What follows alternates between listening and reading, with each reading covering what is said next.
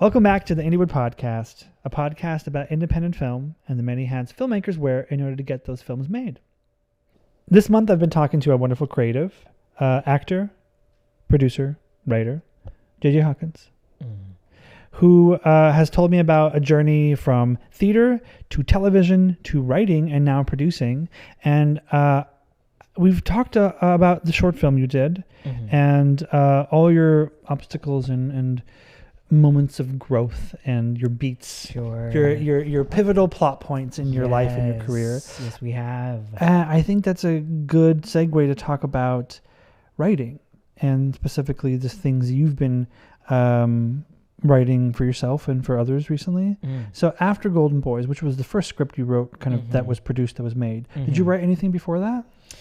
So before that, I had written some pilots. So nothing that ever got made, but things that I was inspired to write. I have always gravitated towards, been drawn to grandmas. So grandmas? Grandmas. Oh, the Golden Girls. Yes. Ladies of a certain age. Ladies of a certain age, but specifically grandmas, because it was me for my, my relationship with my grandmas is where it stemmed from. But of course, so I do really love the Golden Girls, hence the Golden Boys. It was all connected, and the stuff I had worked on before then were things like it was all kind of themed that way. It was very much about like a trans boy and his grandma, and that's that alone. I would love your version of Grandma's Boy.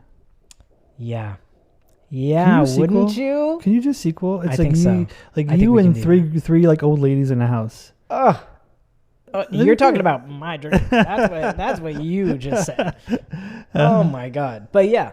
So again, pilots, but nothing that had ever been produced. Okay. Just ideas written down, and not even really ever seen my pitches through either. So just to give clarity, I had written, but nothing that had gotten produced. And then we went from Golden Boys to now you've written a feature. Anything else besides that? No, so I am currently writing this feature. So we're on draft 3. Things are going well. It's done. There's a version of it that's done. There is a version of it that's done. Yeah. Yes. I'm definitely at a place where I'm like, I've written it. It's there. It's complete. Now we're just rewriting. We're editing. We're getting it into that perfect producible script. But yeah, frankly, after the Golden Boys, I did write it. We are going to turn it into a series with actually 4 trans boys. Okay. A la the Golden Girls. And I had that pitch, had started pitching it. And then strikes. So that is still in my pocket, but it definitely was like, oh, we're on a writer's strike. Yeah, we are not writing. Yeah. So I am like setting that to the side. And that's when I started producing like indie features. That was what came up then. So now, and only in this project that I'm writing right now, did writing really come back in full force. So there was kind of a lapse of time there where I wasn't writing.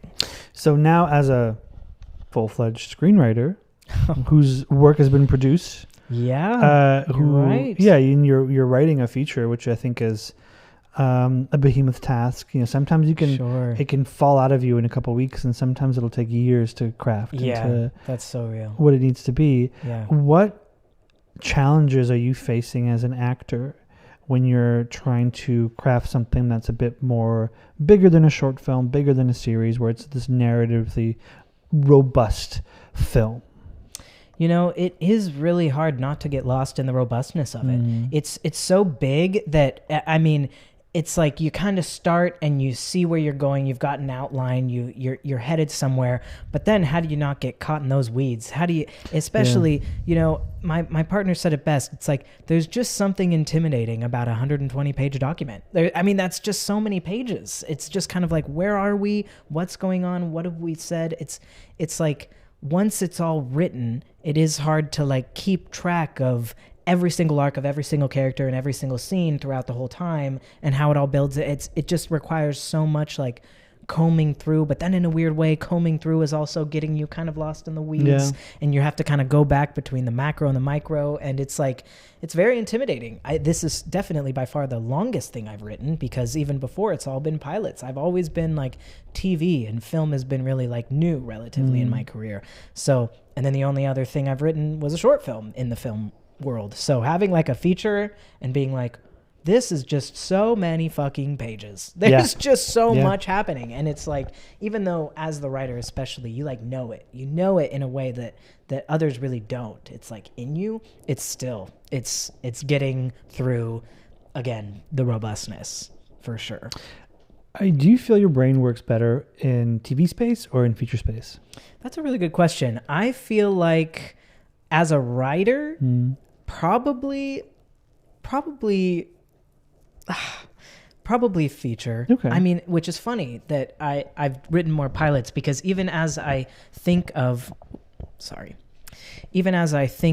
the pilots that I do want to get produced, I don't want to be in the writer's room. Yeah. So I'm like, I want to pitch it. I want to get you a good pilot, but then I want like TV writers to take it from there. Take over, so I'm like, so actually when it comes to just me writing, I mean, I do really like the film, but that makes me think of maybe a mini series might be where those two worlds combine. Where it's like, this is one story. It does kind of require a couple episodes, but it's like one story. It's not, the things that I've pitched thus far have been like sitcoms that I want to just like build such characters that you can just kind of like use a formula and keep going for seasons. But like a specific narrative miniseries might be something I haven't tried. Maybe that'll be a sweet spot for me. My brain can't do TV. I'm like, I need the beginning and the end, and then with TV, it's just, then what? I'm like, what do you mean? The story ends. Right. Then we're done. We go home. We take a nap or whatever.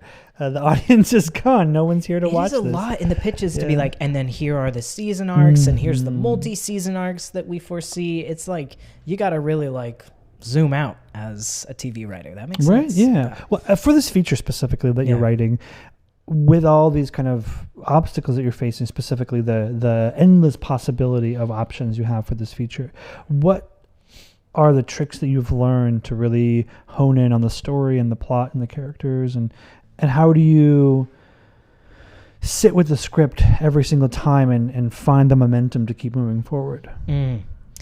I think that's, a multifaceted question that requires a multifaceted answer. So I think the thing that helps me be a better writer is reading better scripts. Okay. I feel like the best thing for my writing was reading scripts that I was like, this is stunning. And because, which is different than watching good movies. Like reading good scripts is a totally different art. And because you're seeing it at that point in the process, you're not seeing they say you make a movie 3 times, right? You write it, and then what you film, and then what you edit. It's like, it becomes something else by the time it's produced. And so like reading good scripts really taught me like, oh, this is how you can write a good script. And then to like keep myself going, to sit down and do it, man, this script, I have a co-writer. We're writing it together. I'm the lead writer, but still having someone else keeping you there, giving you like, because of course we're making our own deadlines, but still there's someone else who's holding you to it. It's not just you being like, I'll have this in on Friday, and then it's like, well, Thursday night I was kind of sleepy, so like didn't do any pages. And this is actually something that we did and that we're doing with this as well. Speaking of deadlines, is submitting it to like programs or festivals, because that gives you like a really external deadline. And even if you end up not like going or winning, of course, in these programs or festivals or whatever, it really helps to be like, we got to have this done by this date, so you like make it happen. I think that is like the thing I see more than I see anything else in this industry, is absolutely incredible ideas that just don't see the light of day. That there's a difference between like the perfect film in your head and the film that gets made, and people cannot let go of the perfect film in their head to get something made. And it's like, that's the number one thing I see, is like, let it be imperfect, but people like really, really can't. And I think a deadline really helps people, pushes them through that, Funny you mentioned imperfection, because doing the artist's way, talking about or kind of exploring this idea of perfection, because that's always been my crux, is like it's not perfect. And I'm like, well, perfection doesn't exist. And through this exploration of my craft and my art, I realized, and I keep kind of repeating this mantra to myself, that there is greatness within imperfection.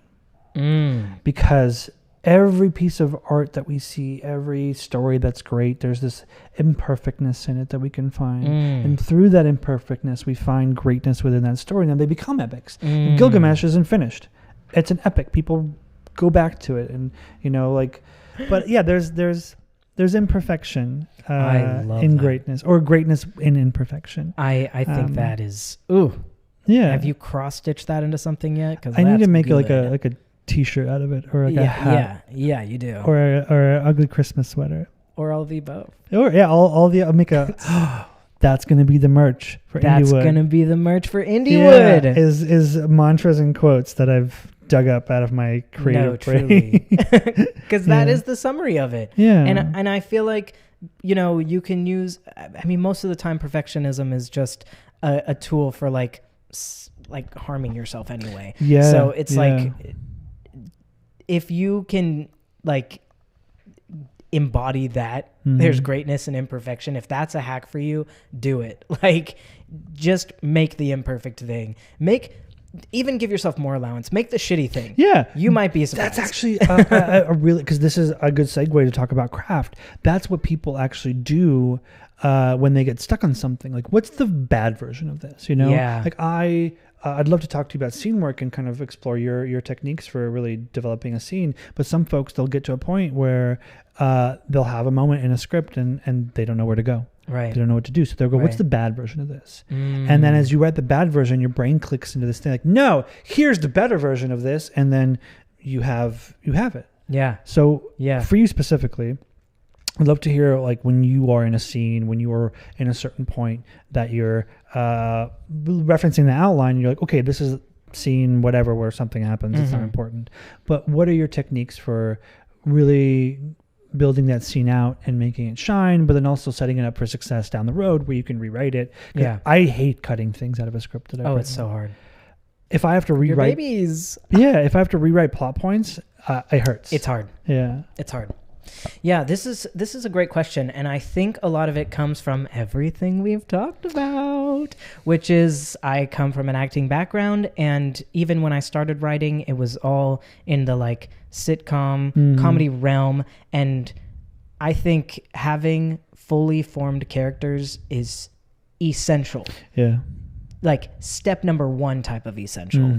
And it's like, as an actor, I'm like, no, I know these characters need to be full because I've been given so many scripts that I'm like, I'm sorry, who is this? Like, and then in comedy, that's like what it's based off of. A sitcom that you want to continue is all character based. So if you kind of apply those things to any other form, to me, I'm like, the characters tell me. If you know the characters well enough, you know what they would do next. And you know why they would do it. Yeah. And that has always been what gets me through the door of those like tough moments. I'm like, okay, this just happened to him. What would he do now? And it's like, well, he'd probably be feeling this way and go to his friend's house and then it's like, oh wait, his friend's house. I didn't even think of that. They could have a scene there and that's where he gets this next bit of information, you know, and that has always been an in for me. And it's like, if the characters are fully formed, they tell you what's going to happen. Yeah. You know what I mean? Yeah. Really good hack for me. I'm a big plot person. Like I like good chunks of plot. That's what really grounds me. Plot.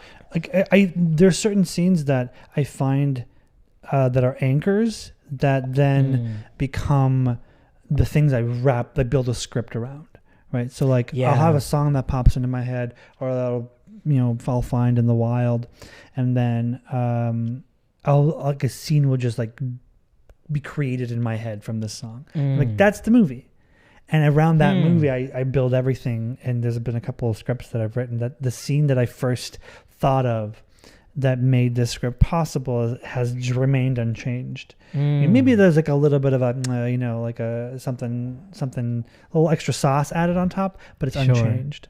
But through that navigation of plot points, it's character. You know, your character tells you what to do and what they won't do. Yeah. Yeah, I really resonate with that. I mean, it's just kind of like here are the plot points that are our little islands, and our characters are the ones driving the boats to get there, right? Yeah. So it's like what is filling up this space? And I feel like that's an actor's approach to writing, because sometimes people will write a character and they'll be like, no, I'm going to force you to do these things and then see how you react. But as an actor, beyond bringing character, what other techniques do you see crossing this boundary from an actor to a writer, and maybe even vice versa? Is there something you've learned as a writer where you're like, ooh, I can bring this to the set, to a scene as an actor? Yeah, definitely. I think the biggest thing that writing has brought back to my acting is how limited the page really is. Yeah. Like, I feel like I'll have an idea of how a performance will be or how a scene would look. That's why I'm writing these lines, because I'm seeing the characters talk this way and say these words. And then I see them on the page and I'm like, how can I communicate to the actor who's going to receive this script that this is how I see them? And then, of course, as an actor, I'm like, well, that's not the point. The actor is going to bring their own thing. How cool. And it is really fun in that respect too, when you have a line in a certain way and you see an actor perform it a completely different way that you're like, whoa. Because as an actor, that was all I was used to, was just like, this is how I say it. I didn't have the experience of like, I saw this in a different way and now here it is. And that's a really cool thing to bring back to acting, to be like, what are 3 different ways I could do this? What are 10 different ways I could do this? And I feel like actors often get in this kind of like, it's about the lines. Actors are really, especially if you have theater training, theater is all about the lines, and film is all about what's not being said, you know? And so what is that? What are these lines like actually pointing to, or what are they pointing away from, in a really cool way that you can play with, that is like, that it's just like fun, you know? Yeah. It's cool to bring that back. It's interesting that we're having this conversation now about craft, because things that I've written, you've said in front of a camera. And it's interesting to have this conversation now as the writer and then the actor. And there, I forget what line it was, or what bit of Stupid Cupid it was, but I wrote a line. I was like, oh, it's going to be this way. This is the joke. And you said it differently, or you did something. And I was like, that is just pure gold, and I never would have been able to write that. Oh, hell. And it was such a good representation of the collaboration. Yeah. Because sometimes, the collaboration doesn't work, which is a bummer. Or, it happens in a way that you maybe didn't want it to happen, and that sucks. But yeah, I like this idea of having the actor say it differently or bringing their own thing to it, but then also, how do you communicate that? I think as a writer, a lot of folks should really focus on that clarity of how am I clearly communicating something that isn't going to busy the page? Yeah. That's a really important tool to have in your toolkit. Yeah. And to simplify, I think if you can distill any line down to its essence at any point, you're better off. I think simplifying is a really difficult and cool way to edit, to take kind of your first couple drafts and really distill down, because I think when you have something really simplified, there are more ways to say it. I think you have more room to play, but it's also so clear what you're saying that part won't be lost in the different types of performance choices, right?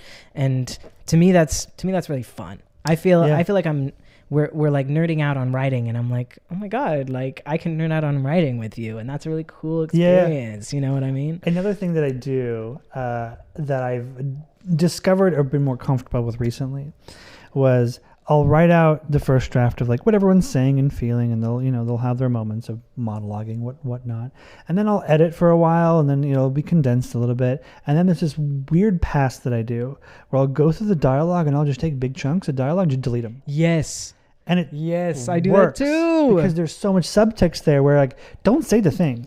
Yeah. Just have it be a moment, and then it works so well. So I encourage everybody listening to, if you have a dialogue heavy scene, do a version where you just delete half of it. Literally randomly.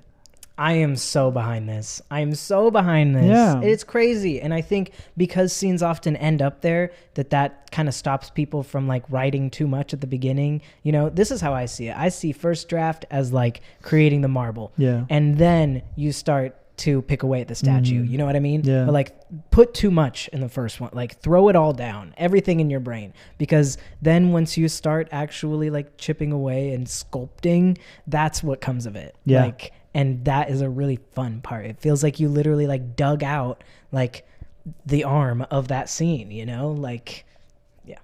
Do you feel like you're a writer that is more at home in writing those moments within a scene? Or do you like those big, like, what do you call them? Act arcs where like, ooh, this is where I thrive. I'm doing broad strokes. I think I'm definitely naturally suited to the broad strokes. Okay. I learned this in actually when my partner wrote her first feature that I produced. We worked on that script a lot together. It was definitely hers. I just helped producing wise.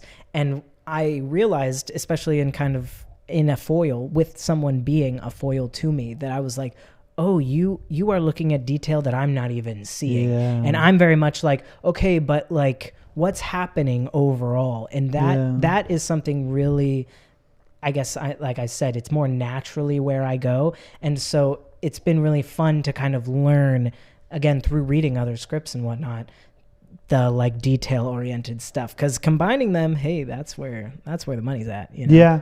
Yeah. I think on that note, we'll just remind people to write a lot, delete a lot after you're done. And try to be as clear and simple as possible. Don't overcomplicate things. And if you are, something's going on that you have to rethink in your story. Yeah. If you have to overly explain something's going wrong, and you'll have to kind of go back to basics, which is, what am I writing?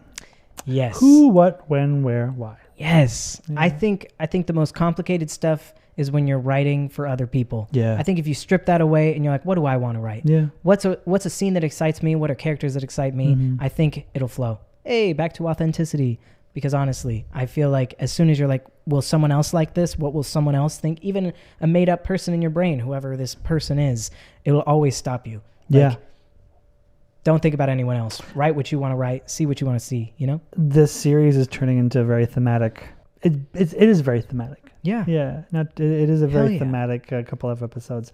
And we have one more left next week. Wow. Yeah. So we'll talk a little bit about producing, I think, because I really want to know where JJ is now and where JJ is going. Hell yeah. And we'll unpack that next week. So thank you, everyone, for listening. JJ, thank you for coming on the pod. Absolutely, Yaro. And we'll see you next week. See ya. Thank you for listening to the Indiewood Podcast. You can find the podcast and anywhere you find your podcasts or on the CFA YouTube channel. From the CFA network, Cinematography for Actors is bridging the gap through education and community building.